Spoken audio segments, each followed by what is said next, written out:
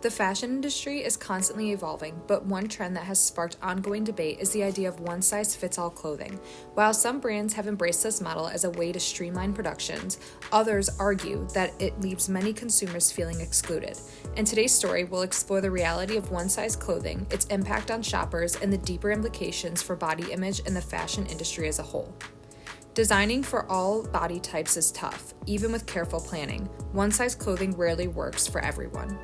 Designing clothes to fit all body types is tough because everyone's shapes and sizes are so different. It requires a lot of understanding about different body proportions and creating designs that can fit various measurements without losing style or comfort and different aspects like that. One size is usually based on an average measurement within the target group. So designers often use stretchy fabrics and looser designs to try to fit a broader range of sizes. But this method has its limitations just because that's not the best looking style.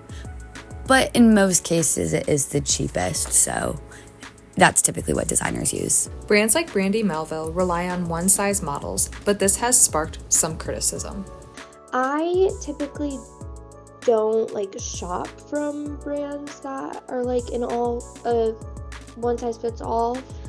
I feel like brands like that typically only cater to really small sizes, zeros and twos, and I'm not a 0 or a 2, so I just feel like it's not really applicable for me. I have been to Brandy Melville once in high school, and I remember trying on a lot of stuff, and even then when I was smaller, I was a size 2, it just wasn't giving what it was supposed to give. It just, I'm spending this money, I would like to know that there are at least different sizes, and it seems like almost a brand is putting in more effort when they make multiple sizes and are trying to cater to all kinds of audiences. But in the cases of brands like Brandy Melville, just doing a one size all, it almost seems lazy. Sizing affects more than just fit. It impacts mental health and self-image, especially in young girls and women. I think that they are sending out a message that they only want these one size girls, the size 0, size 2 girls, representing their clothes. I think they're showing a lack of interest and care and of laziness. And I think it's, again, giving the message, to young women, you have to be this certain way to be, pretty or accepted, this, that, and the third.